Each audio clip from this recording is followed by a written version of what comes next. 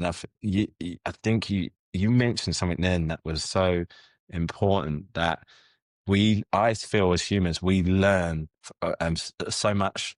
We learn so quickly from failure. And I think there's, in this day and age, especially with the younger generation, I think there's a negative connotation to failure, because of how social media, it has put people on pedestals in terms of what success is. And people have really, I think, got not a positive relationship with that.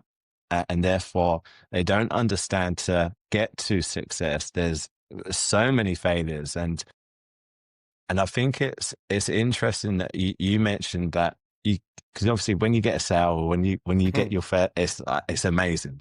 The buzz. It's like, I've played soccer for years. It's like scoring a goal. It's just like, oh, that the adrenaline, and it never leaves you as well. Like it will always, whether you do your first sale when you're 18, 30, or 50, when you get, it's just like, yes. Do you know what I mean? Yeah, yes, yeah. And It's a so, real hunt. oh, it's amazing. Hunting, yeah. And then, so when, I guess, talk about, if you can, what your relationship is like with failure, and maybe what it was like previously, especially when, because I know at the age of 10, you were diagnosed with Tourette's and so forth. So has it evolved significantly in My terms of the Tourette's relationship?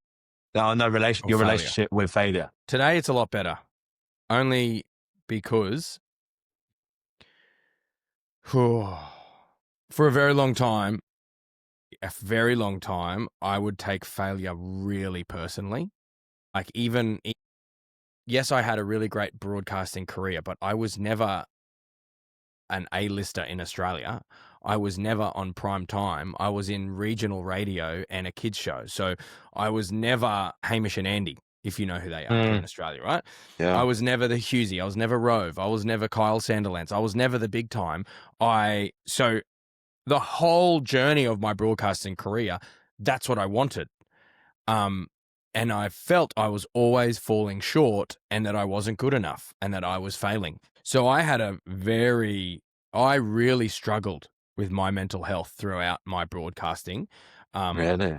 And then not only that, to mix into it, I loved partying. So alcohol and addiction, that was a real struggle of mine throughout that period as well. Then when I started this keynote speaking, yeah, it was not days, but I just remember long periods of time, all day, every day, just wishing and hoping for another gig. And then every time there was a sniff of it and it would fall off, like, when you're fishing and you get a nibble and it disses off the Yeah, hook, yeah. it would really impact me. I would get so angry. I would get so frustrated. It is, to be honest, it's only been in the last few months, Really? truly in the last few months, that I have kind of looked at failure. I've embraced it a bit more, and I've more so embraced the approach. So, Because this is going to hopefully I can explain it properly, but I have removed myself from myself.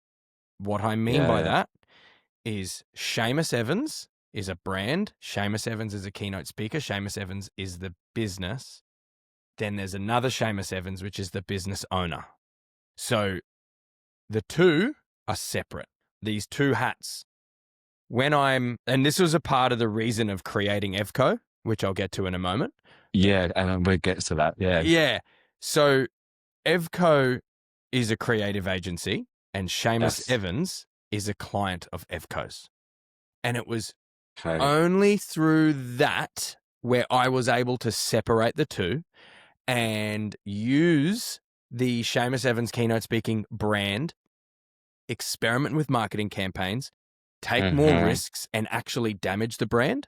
Not on purpose, but I mean, take the risks, bruise it, throw it up against the wall. Let's see what happens when I post this. What about writing this? Like, when you're in it, it's very hard to do that because you take it so personal about what your image is. But I removed that. And since then, you always get bait half on the hook and then you lose the fish, right?